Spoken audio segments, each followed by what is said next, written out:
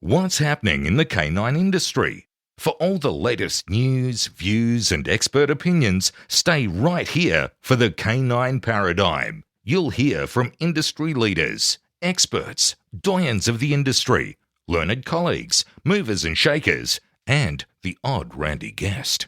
Get the latest insights and expert advice from both here and abroad from the people in the know. Now, here are your hosts, Glenn Cook and Pat Stewart. And I'm Lofty Fulton, and I'm out of here.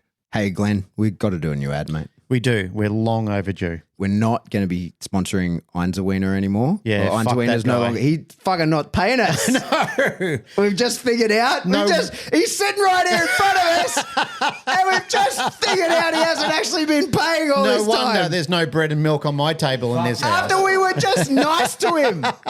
We're just flattering him. We were just whining and dining him, looking after him like a big fucking client we'd look after, and then we find out he hasn't been paying us. He's doing it right now, so we may as well tell people that if they're in Australia and you need dog gear, don't get it from him. Well, get it from him. Wait until he pays the bill. Get it from him so that he can pay us. What's your stupid website, Jason?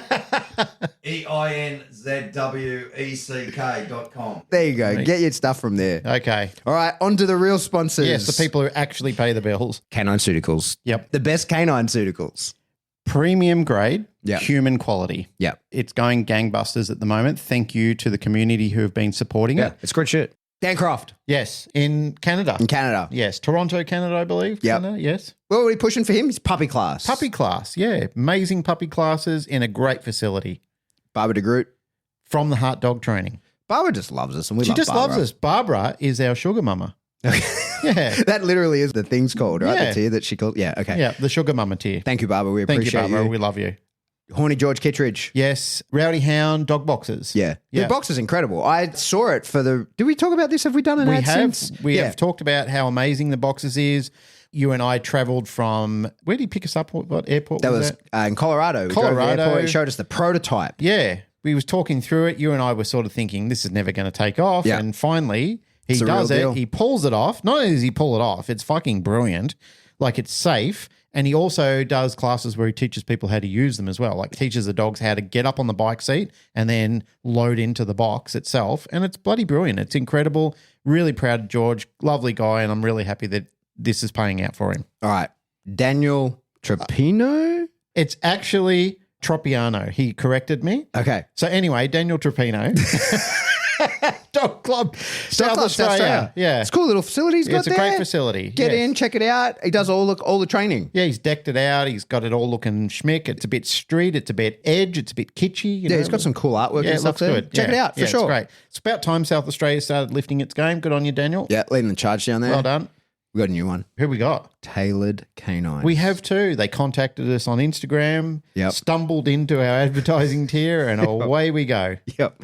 So they're in Canada. They are. They're in Ontario. Gold, Nipopo gold people. Yeah, Gold multiplicators. I think they're a gold multiplicator. Yep. So if you're recently certified as a silver school and you're looking for somewhere to do your gold Yep. and you're around the Canada or just anywhere up that northern part of the Americas, check it out. So they Tailored Canines. do puppy, adult group classes, private and board and train programs. There you go. So Tailored thank Canines. you for jumping on and advertising with us. Hey, everyone. If you would like to be an advertiser, Don't do it. reach out to us. Shut up, you buffhead. So I know that on Patreon, and we appreciate people just putting money in there. That's wonderful. Yes. But we do have to limit how many people we have. And so get in contact with us. Make sure that we actually can serve you and that we actually, can provide you value as an advertiser. and that you align with our ethos as well. Of course. That's very important. That would be appreciated. To recap, our sponsors are, and the people we love because they give us a lot of money. Yes. Well, it's not a lot of money, but some money. Yeah. Einzelwick, he promises he's going to do it. I'm looking at him now. I'm looking at the reflection of him fixing Has it. that gone through yet? No, because It's still New South true. Wales has got shit phone service. Dan Croft, public classes, Yep. cool facility. Barbara de Groot, Amazing. Sugar mama. Love her. From the Heart Dog Training. George Kittredge, Rowdy Hound dog boxes. Daniel Tropino, Dog Clubs. Troppy Daniel. Dog Club South Australia. Yeah. And new to the family, Tailored Canines. Yeah. All the way from Ontario, Canada. So we've got 2 Canadians. That'll do advertising. Yeah, That'll do. mostly from the United States, 1 from Oz. Well done. Well played. Thank you, sirs and madam. Check them out. They support us. You Yeah. should support them. Yep. Here's a show. There's a show now. Here's a show.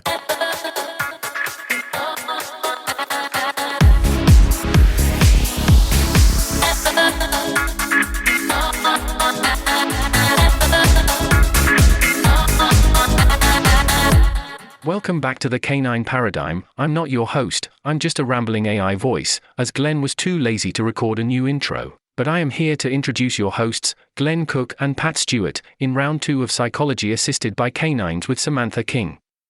This round is getting a little salty, so hang on to your lederhosen as we tear down the fabric of time and space, and discuss some topics with Samantha that are just another round of insanity infiltrating our industry. So here we go from exactly where we left off in part 1.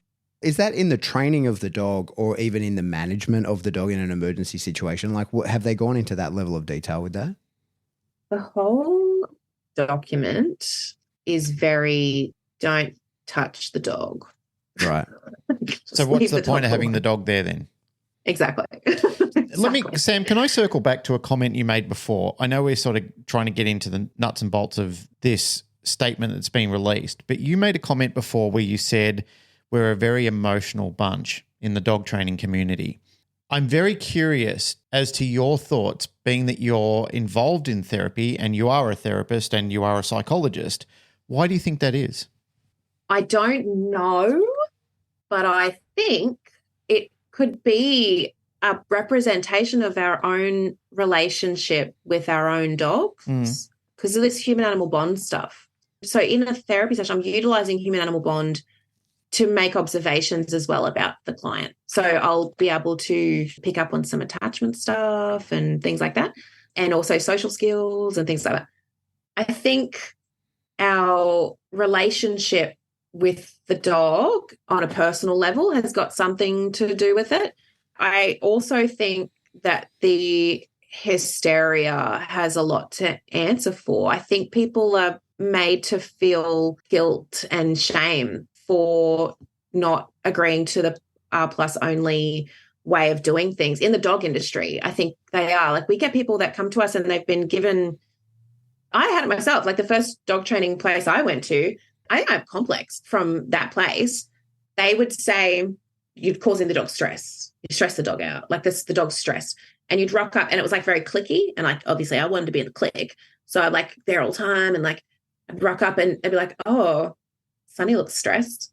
And I'd be like, fuck my life. I've done something to my dog. Like, oh my God, like it was the biggest criticism that they could possibly make of you is like, oh, the dog's stressed. I have 2 best friends that I met at that training place. One is like my best friend I still talk to every single day. My other's best friends live in Sydney. Both of them were told to euthanize their dogs at that training place. Both of them. Not even just one of them. And that's only of the 2 best friends that I made. Neither of them did, and the dogs were fine. Like, what the hell? I feel a lot of dog people don't like humans. So humans are enemy, whereas like I like dogs and I like humans and horses and sometimes my cat as well. So I don't get it why when someone comes along, and like a lot of psychology and therapy stuff has made its way into the dog world, as in especially horse world, horse trainers and stuff, they're talking about psychological concepts and stuff, but they're so mean to the owners. Like they're so mean to the owners of the dogs. Like, why are you talking to people like that? Like, if you genuinely think that these people have got blockages or problems or whatever, why are you talking to them like they're a piece of shit who's doing horrible things to their dog? Like, calm down. That's not how you talk to people, for starters.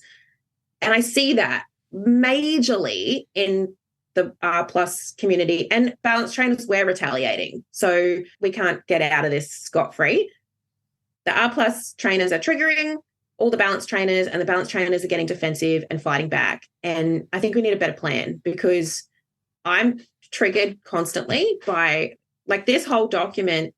I was like, oh, okay, so I'm an animal abuser. It's super, super offensive to me, to my core of what I stand for for my dogs. Like, I can't describe to people enough. My dogs are my life. So when someone assaults that part of your identity and it makes you feel guilt and shame, because I've got healthy boundaries in place with my dogs and I've prepared my dogs appropriately for the type of work that we're going to do together for this vulnerable group of humans that we care about and trying to, get on a better path to have a more fulfilling life. Why am I now being made to feel like a piece of shit because my dogs can be collar grabbed and have leash pressure applied to them and they understand negative reinforcement, which they have to understand to be able to work safely in these settings and also not be scared and not be overwhelmed by human beings? Because the clients that we see, they're not dog industry people.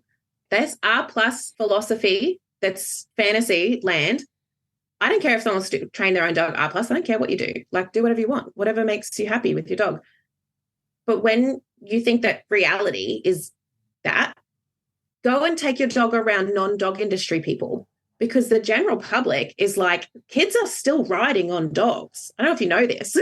You probably do if he's doing pet dog stuff. Did you know that kids still ride dogs? I see it on Instagram on a regular basis where the parent of the child is filming their kid doing this obnoxious and abhorrent behavior. Yeah, it's ridiculous. And those kids are the kids that are coming around my dogs.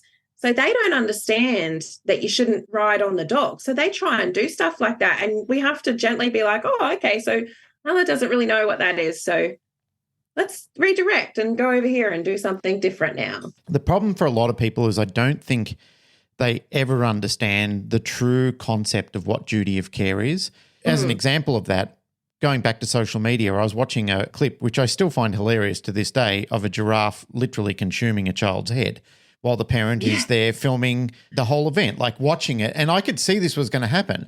The giraffe started licking the child's head. You can see what's going to happen next. Like, it's inevitable for that to happen. The own parent of the child, and then by the time the giraffe did what it was going to do, which is literally grab them by the head, then they've decided to put the phone down and do something about it. And I think, well, that's just great entertainment for everybody. But when this happens in the dog world, it's an absolute shit show. You're right. Kids are still pulling dogs by the testicles. Kids are still sticking their finger in dogs' asses. And again, it makes great social media content, and people are getting off on it all around the world. Those sort of clips have got hundreds of thousands of likes and comments on them. Like, you can put up some educational pieces and 100 people will look at it and go, cool beans. But you have a little toddler sticking his finger up a pug's ass. That makes it round the world 50 times. Like, it's incredible to see the leverage that will actually have. Yeah, but this is like the thing. So the general public, they're not dog industry people. So they're not seeing all this content that we are getting flooded with all the time because of our algorithms. Like, they're seeing that funny stuff. Their kids are doing that stuff with their dogs at home. So then when you have their kids around your dogs, if they're your pet dogs, you can be like, get off the dog. Don't touch the dog. I'm getting the dog out of here. I'm removing the dog, that sort of thing. In a clinical space, that's not how we can handle that, because the whole point is that it's human-animal bond. Don't get me wrong. So kids always want to poke their penises and stuff on the dogs. We don't just allow stuff. Yeah. But I have to ask that dog to tolerate what is happening until I can intervene and redirect in a clinically appropriate way that's going to maintain the relationship that I've got with this child or this parent or something. Like, I'll be saying, obviously I'm not going to let anything dangerous happen, but yeah, there's pressure put on the dogs by these kids. They don't know, because they do that. And there would be a parent sitting right there and they're like, oh, our dog at home so is good. They just let them do whatever with, oh, that's okay. These dogs just aren't used to it. So we just sit beside them. And surely then having your dog able to withstand a few seconds of that gives you the learning opportunity to then coach the child through what is and is not appropriate. Right. Like, it's a learning moment for everyone, but the dog has to have pre-learned it. It was very interesting what you just said before about, it made me think of resilience, any stress is immediately seen as, has to be avoided. The total avoidance of stress, even if taking the life of the thing will avoid stress, because I've read articles, it's crazy. And I don't think I could be talked into it, but I can certainly see how a person could be talked into that there is no discomfort in death, right? Like, if you go out in a particular way, you're totally unaware of it. And if you're an atheist or whatever and you think that dead is the end, then there is no discomfort in death. And if you're going to live a slightly uncomfortable life, a death that is completely separate of discomfort is, in many people's opinion, a kinder thing to do. Now, I don't hold that opinion, but I can see how many people can come around to being talked into holding that opinion. You know, I'm something of a stoic. I believe the obstacle is the way. I think that the whole point of life is to be uncomfortable all the fucking time. That's why I constantly do dumb shit to myself, right? In the constant pursuit of the relief of the discomfort. But I think that I can see how people might be talked into that, and that's how people end up with the philosophy and the position that results in your two friends being advised to euthanize their dogs just because the dogs are, moderately uncomfortable in a particular situation rather than bringing them through that discomfort to the other side. I think what I am, somewhat concerned for you and your industry about is the idea that you're not allowed to use any force. They're claiming that to be a force-free, that all this training and the interaction with the dog must be force-free, to not be allowed to do that in preparation for an emergency or even during an emergency. So as we would know that outrageous. You're not going to, and this is one of the things that we sort of often hear is I'm not going to let my dog run into traffic. At that point, I'm going to apply force. And fair enough, yes, of course, you're going to grab the leash.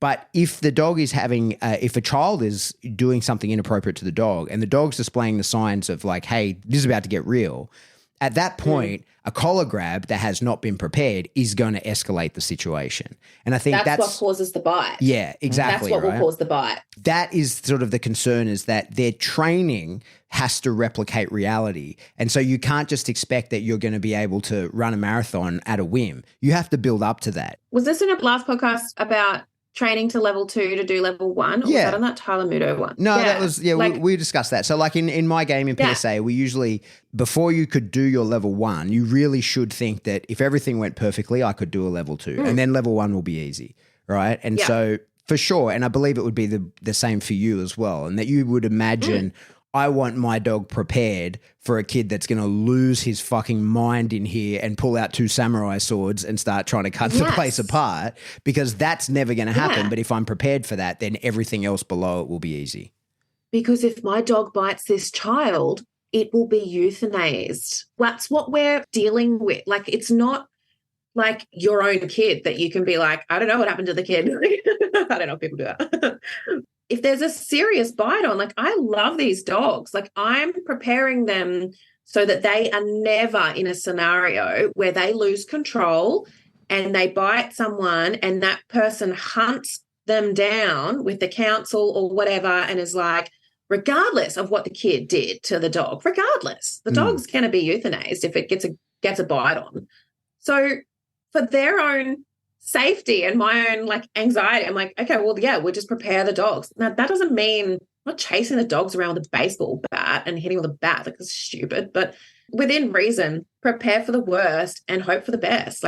There's over my career, there's been a handful of times that I've been holy shit. Oh, this kid got fixated on Sonny's Labrador tail. This kid's level 2 autism and just real fixated. And his mum's in there and I'm with the dog and he's touching the tail and I'm going, gentle hands. And he's touching the tail, gentle hands. And then he grabs it and really squeezes it and pulls it. Your initial reaction should be and was grab the head of your dog. Grab the head of that dog, because any dog in that circumstance, we would all go, if it hurt them, a reflex could be to bite. You grab that dog by the head. I don't care. He's never bitten anything ever, but I don't care. Today could be the day. Today could be the day. And I'm going to prevent that. And then I remove the dog for a moment. This is a nonverbal kid, right? About 11. And he dysregulated and jumped on the couch and stuff. His mum was in there. And I just said to him, can't pull Sonny's tail. That will hurt him. So he can't pull Sonny's tail. I think you should say sorry. Bring the dog in. Kid uses nearly a whole sentence. Right, yeah. And apologizes to the dog. And I'm what is happening? The mum's brain explodes. This kid doesn't talk. Prepared for the worst, hope for the best, and get those dogs into a place where you can grab them by the head or, something grab them by the collar and just prevent. I was just talking about kids ride on dogs. The reason I know that is because a carer brought in a little sibling, a little toddler, like a 1-year-old. She is like moving around, and I had the dog on a drop, and then she's like climbing on the dog, and I'm like, oh, so I just like grabbed the dog by the collar and blocked her head, and was like, I just don't know how she'll be with to the carer. I just don't know how she'll be with the kid on the dog. So she's not used to that, and they're like, oh, our dog at home, and I'm like, she's just not used to it. So thanks. A tricky part of the whole conversation is you are putting the dogs at a level of risk. But I think that it pretty clearly, when you're just saying like a non-verbal autistic child then apologizes to the dog, like because you got them through that session. So yes, there's a level of risk associated for the dog, but in the end, you've got the right kind of dog that recovers from that as though it's not an issue at all. And the clinical gains that you can make for the patient, the client, the child is astronomical. And I feel strongly about this. One of the reasons why I wanted to get you on, I've seen it firsthand. I've only been involved in the training of a couple of assistance dogs, but one was with a severely autistic child who, prior to getting the dog, hadn't actually left the house in nearly 2 years. And then just the responsibility of having to take the dog out to go to the toilet was enough to kickstart him now going to school and flies around with that dog and does all kinds of things. And this went from a kid that couldn't leave the home to a kid that is, he's going to have issues his whole life, but he's integrated into society. And it's all because he did it for the dog, not because he wanted to, but because he's obligated to. And, Glenn, you've spoken yourself about times where the only reason you got out of bed was to feed the dogs. And so this is a huge part of the role that I think dogs play in society. And being able to keep them to assist us in this is part of the reason why we love dogs. It's why we have dogs. I think that, like myself, when I first broke my back and spent 6 weeks at home, that was with a dog in my lap that was literally relieving the pressure on my spine, and was the reason why I wasn't in a ton of pain, was because the dog was laying there. Had I not had that, who knows where I would be because of it. And so I think that this is a big role that dogs play for us in our lives and in society. And it behoves us to prepare them for this shit and to adequately train them and to select them, train them, prepare them for the ability to do this. Because for many dogs, as you said, you're selecting dogs that enjoy the process. It's then a case of like, okay, cool, I know you're going to like this, but we've got to teach you how to do it properly. And if something goes wrong, I've got to give you the skills to get you out of there. Interesting hearing you talking about this and just this conversation in general. I do remember a conversation that I saw online, which was then later deleted because I feel that the person felt under pressure for saying it. But somebody made a comment about Pat and Glenn. They were talking about an episode in the podcast, and they said Pat and Glenn constantly talk about how they can't see a way out of not having a world where we need to use some form of force in training. The person who responded said words to the effect of, the only reason they do that is because they've got a fixed mindset on the way that they want things done. And then obviously felt the pressure themselves to remove their comment and weren't brave enough to leave it there for scrutiny.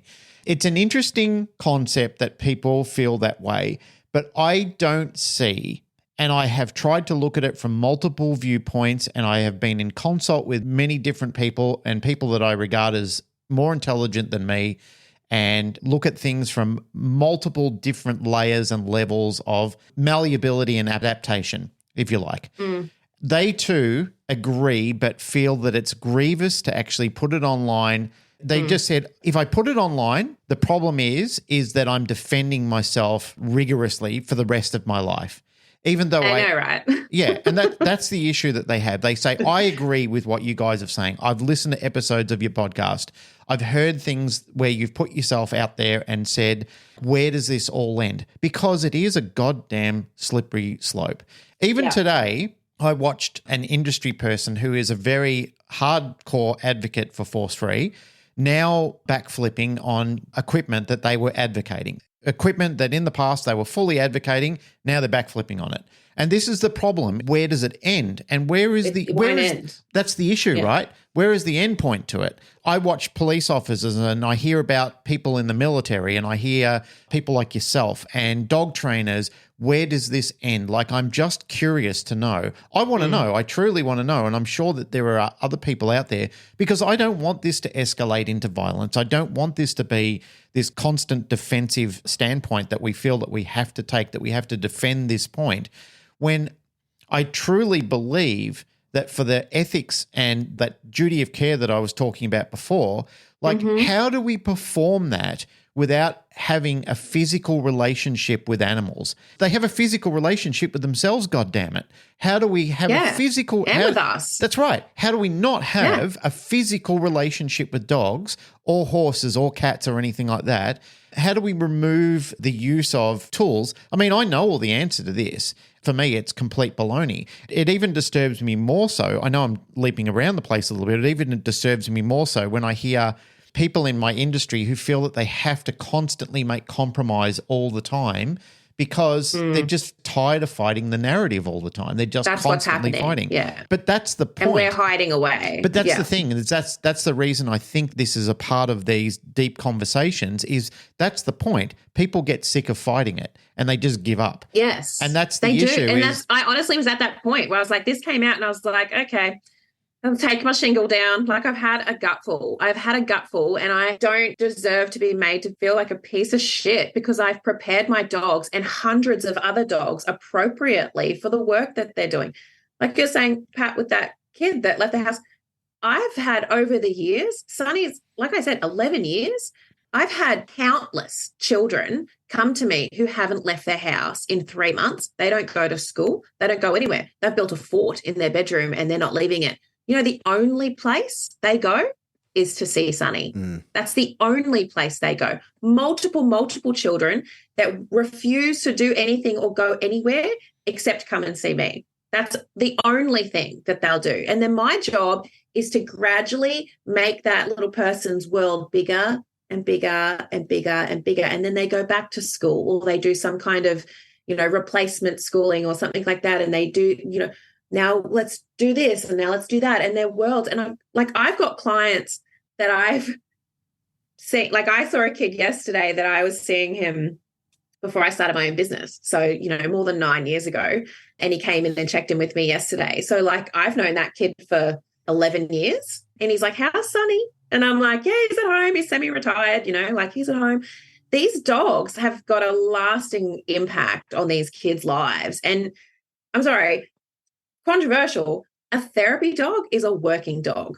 Yeah. If you don't agree with working dogs, then we fundamentally disagree on that. And so we're not the right people to have a conversation about the rules that should exist for working dogs. Yeah. A therapy dog is a working dog. It's not an airy-fairy bullshit nothing.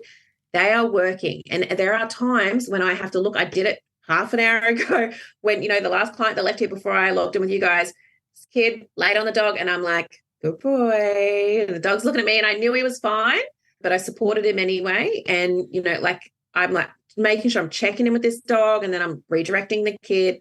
There are times when I have to look at my dogs and go, I see you. And their dogs will maintain eye contact with you. And I'll go, yep, I can see you. I'm cool. We're here. I'm going to redirect this kid like everything's cool. And I feel like that's the key to, there will be times when there's pressure put on the dogs. Kids do things like jump and grab them. They jump out of nowhere and jump on the dogs and grab them by the collars. If the dog's walking away from them and they want the dog with them, they try and grab them anywhere on the body. They will tackle the dogs anywhere on the body. If anyone's listening thinking, why don't you just have rules that they don't do that? We do have rules. We do have rules about how to interact with the dogs. These are not kids that follow rules. I just want those people to have a think about, do you have house rules? Do you have kids? And do you have house rules? And how's that going? Yeah. How is that going? And then mental illness on top of that affords a lot of unpredictability on top. I think you hit the nail on the head talking about working dogs. I'm in the process of trying to write an essay on this. Haven't done that in a long time. I'm trying to start writing again. I think that we in modern Western culture, we're breaking the deal that we made with dogs thousands of years ago. And I think that the deal was, this was never formal. It's not like anybody wrote this down, but the dogs would do things for us that we can't do. They do dog-specific things. And in return, we'd keep them safe and we'd give them love and affection, right?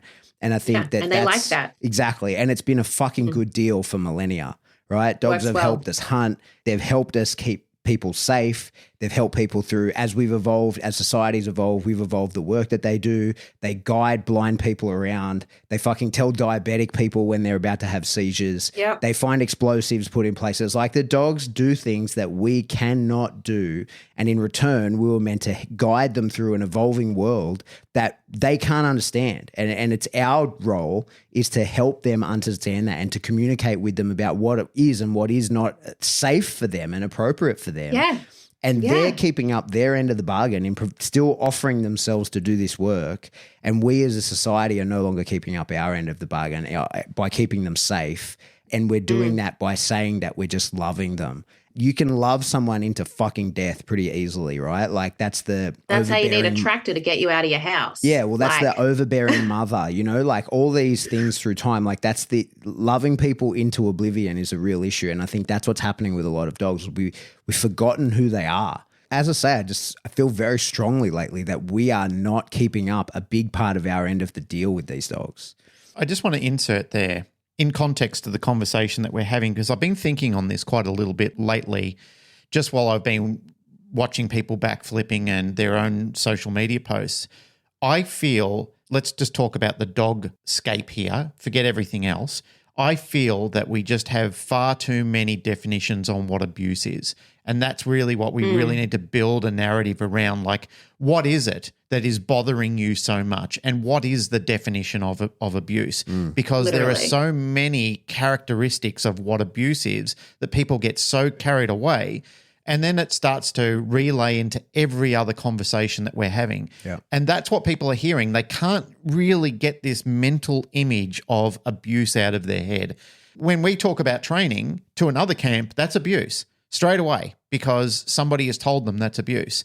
That's the problem with all these definitions. There's so many definitions of what abuse is. They just can't let it go. They just hang on it. And every time there's a conversation of, oh yeah, I use this tool on my dog. The other group now automatically are in flames because to them, that is an education on what they consider abuse. I think we really need to get to a valid point collectively of truly what abuse is and who the actual really animal abusers are out there and agree, let's stop them rather than constantly lobbing missiles backwards and forth at each other. Especially when, like, largely, I actually think that we would agree, like both camps would agree on most stuff. Like, I think there's a lot of agreeing that would happen once we actually said, like you're saying, like, what do you guys mean though? Like, what does that mean to you? Because this is what it means to me. And we come up with these examples. I think I know I get triggered. So sometimes, like, I feel challenged all the time when I see this like real ranty R+ stuff, and I take it personally. And I'm trying to address that for myself because I'm like, no one's fucking talking to you, Sam. Like, just whatever. Like, don't worry about it. And I have to unpack as well for me, like, why are you feeling challenged? Like, are you not happy with what you do? Like, what's your problem? And then I'm like, no, I'm fine. I'm fine. My dogs are living proof of that. I'm actually so fine with what I'm happy with them. And I've got 3 perfect dogs. I know no dogs are perfect, but in my eyes with these dogs and the way we live and, you know, what they can do and all that sort of stuff, I'm like, yeah, these dogs are sick. So I know that I'm fine, but I'm being triggered all the time and to feeling challenged because I feel like I have to defend myself all the time. And I think that's why a lot of trainers are just backing out. We just back out of the conversation. We're too scared to say anything, which, if you think about it, is super ironic that the balanced trainers are scared of these R+ trainers who are all like, don't use any force. Like, you should be so ethical and blah, blah, blah. And all us like dog abusers are like scared that they're going to be mad at us. Like, yeah. Hey, Sam, so we spoke about your organization, how professional it is. We spoke about the incredible work that not just you, but hundreds of other therapists are doing through animal-assisted therapy. What's the next step for you? What happens from here? Well, this podcast is the end of my career.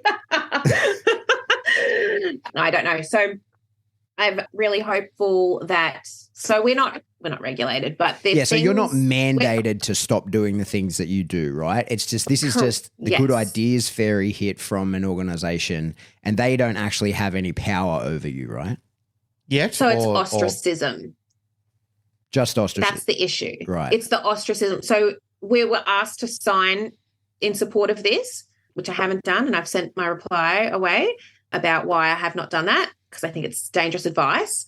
The rest of the document, I'm like, whatever about it. Like, yes, we all love dogs. Like, the whole thing is like, yeah, we love dogs. Great. There's just this part in here that's ludicrous. And so, no, that's dangerous. But what will happen? So to be one of listed on the website, and you'll have to agree to the training statement.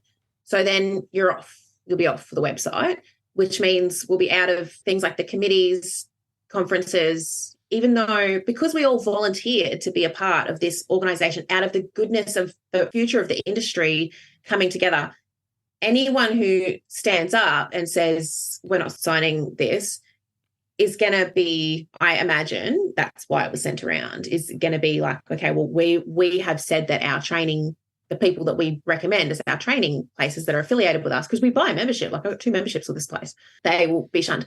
So I think it's a very important time.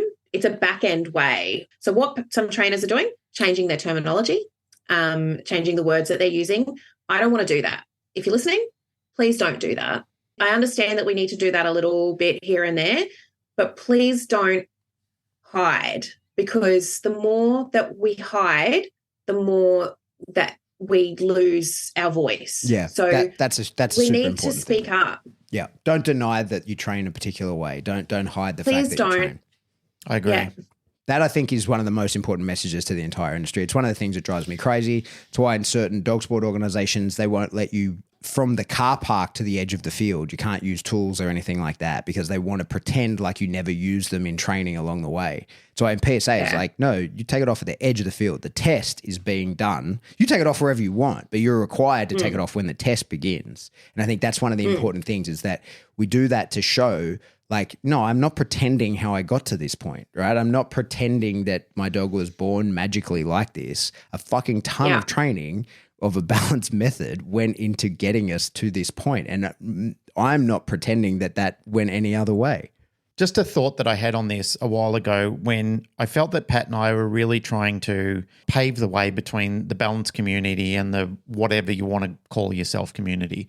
I felt like at times where I was sitting in bed at night thinking about it, I felt like I'd been led into a minefield where the other side knew where the mines were and I didn't. Yeah. It just didn't sit well with me. Like, I really felt like I got fucked in that deal. Well, we did. We literally did. We spent a long time making friends and mending bridges, only to have people come on our fucking show and lie directly to our face. We've seen them. We've seen them since, when but their to each lives other fall as well. Yeah, but we see that, like, their businesses and lives fall apart, and the truth starts to come out about how they were fucking lying to their clients, their customers, to us, to everybody. And so then it's like, okay, oh, well, we were the only ones with anything to lose? Oh, sweet. Okay, cool. We'll just keep trying to make friends while we're the only ones that have anything to lose. I've just seen evidence of it, especially the loss of prong collars in Queensland. That really shone a light on a lot of people for me, because there was a lot of silence over that.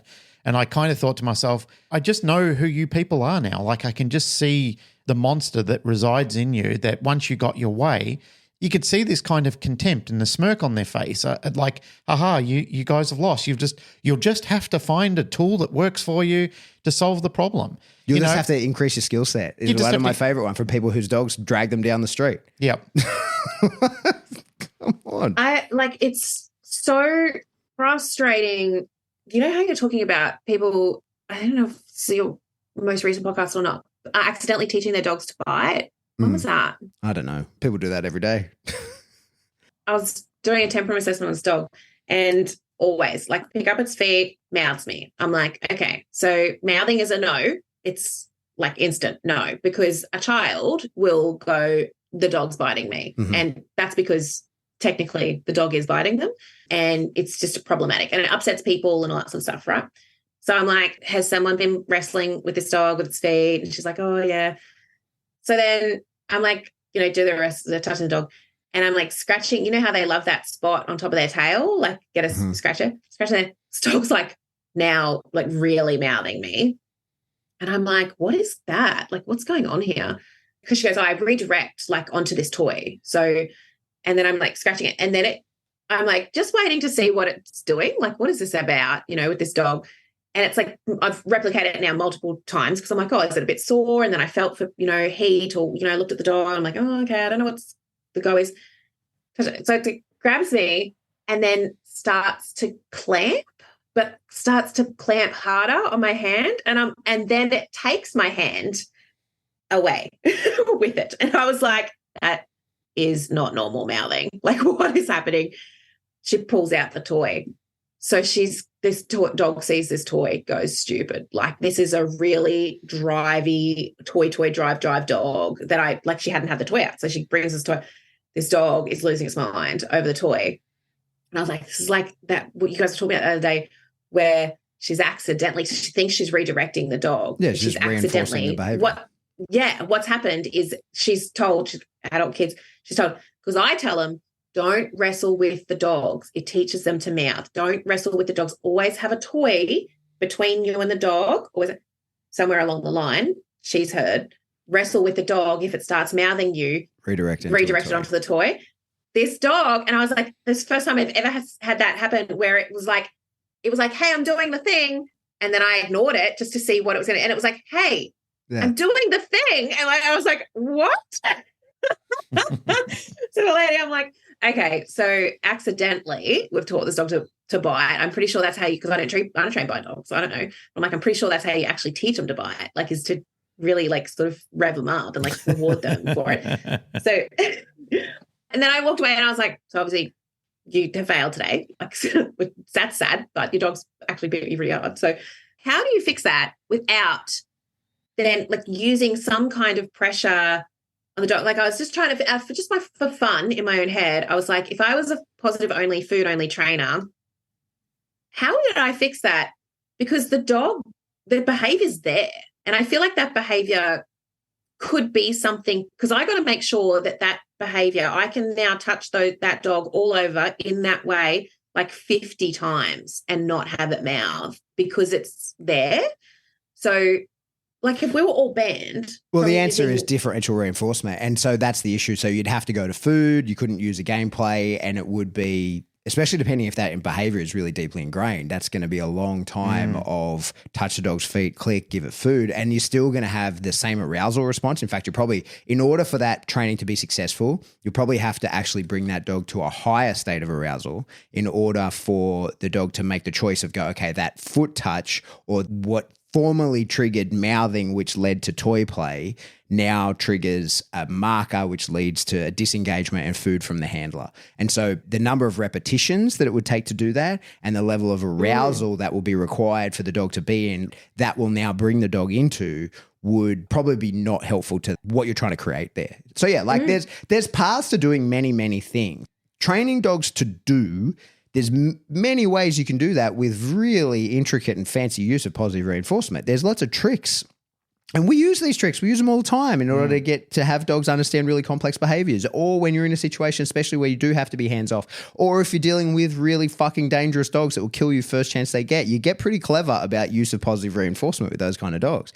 But there's certain things that if the dog is like, so that circumstance, perhaps that could be fixed, nothing but positive reinforcement, if that were if I'm interpreting correctly. But it would be a very long path to doing it. And you're going to end up with, rather than an inhibition to mouthing, you're going to have it be still on the cards. It's still always going to be in that dog's Rolodex of things that it could do.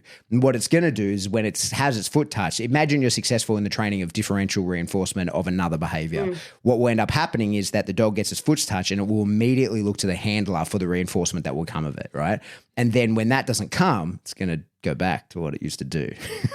So like, well, that's the problem, right? Yeah. Is the reemergence of the behavior, because they like it. They like it. Yeah, they actually like the original behavior, and they think, well, if I can go back to this, it actually feels good to do this. Like you were trying to distract me away from it before with all this elaborate tasking, but with enough reps, you'll do that. Yeah, you will. Yeah. But if the dog finds that I like it and it only needs to do it one time and think, oh, I do like this, and I remember the behavior, the dog will just jump back to the behavior again. And that's the real threat that you have to all of that work. And you're not just reset, you're strengthened. That's the biggest thing that people don't understand about that is every time, like say for example, to put this into bite work terms, just the other day I was teaching a dog to only target the left leg. You only bite my left leg, you only bite my left leg. And I had him on a bungee and the bungee snapped and the dog got me on the right leg, right? Now, no big deal. Everybody's like, oh no. I'm like, It's just a setback, but it doesn't put us back to zero. It puts us back significantly. So it's not the end of the world. We're still going to fix the issue, but if the issue is going to be fixed in 10 sessions, maybe now it's going to be fixed in 15 or 20 sessions. We're still going to get there, but it doesn't just restart for us.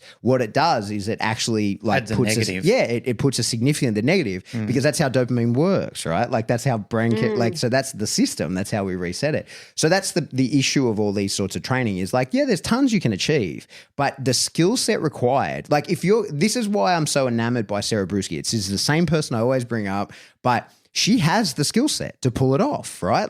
And if you want to be nothing but positive reinforcement based in your training, there's a lot you can achieve. And it's far more than what most people think it is. But you have to be fucking good. And you make one mistake at the wrong time and it all goes out the window. You're going to strengthen the shit out of the wrong behavior that you did not want. In fact, the very behavior you're trying to get rid of, the closer it gets to being gone when you have something go wrong in your session, a moment of negligence from yourself, an equipment failure, just any of the many and variable things, the closer you are to fixing that issue when you get a recurrence of it, the further the setback. And I also, to add to that, I really believe that you need to have a dark relationship with negative punishment. Oh, well, for sure. And I mean, and to circle back around, it's one of the things you were saying earlier, that's one of the reasons why I am a balance trainer. I'm a balance trainer not for lack of understanding the use of positive reinforcement and the subsets that come of that, like negative punishment. I'm a balance trainer because I think that it's the right way to go because sometimes, and I use negative punishment, but that's some brutal shit. Sinister. It's too much, especially for my high drive dog. Taking him out or saying a period of isolation to my dog is the most devastating thing you can imagine. What he wants is to be helped to get it right, and then he gets to continue on. Well, look at Segurli's test on how much cortisol it produced. Exactly. We've been at this for 2 hours. Yeah, we got to wrap it up. I got to go train some real dogs, some actual in real life dogs. Yep. So, Sam, I appreciate you coming on. And I feel, as I said, I wanted to get you on because I feel so strongly about the work that you do. I think that it's so important because I've been an informal recipient of that work. I truly believe that a dog saved my life. And I think that most people, literally and figuratively, right? I've worked with bomb dogs that have found explosives that I would have otherwise stepped on. And I've had emotionally and mentally been supported by dogs throughout my entire life. And I think that most people in our industry, in our space have in one way or another. Looking at each other across the room who are recipients of being spared by the love and the companionship of a dog. So keep on keeping on. But if someone's listening to this and they're like, oh, I want to do that. And I am presently a psychologist or whatever, and I want to get into animal assisted therapies. How do they get in touch with you? What's the process? Plug all your stuff. Just jump on therapydog.com.au. Therapydog. But if you Google Therapy Dogs Australia, you'll find us. The dog trainers out there, can you please back me up? Don't leave me out here, guys. Okay? Don't leave me hanging. I know that's hard and not everybody is going to be able, and I seriously questioned whether or not I was going to reply to this statement, and I considered all the options. I considered getting out of the business. I considered lying about what I do. That didn't sit with me.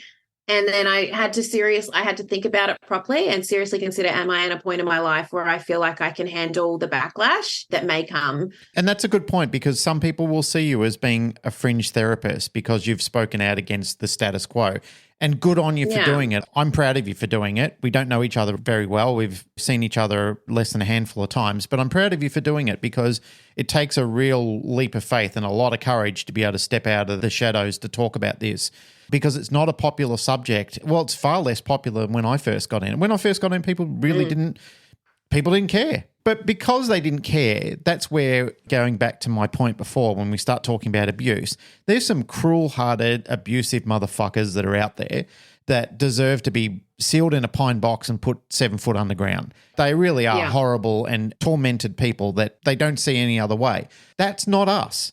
That's not who we are, and that's not who we should be tarred with that same brush. We're not those people.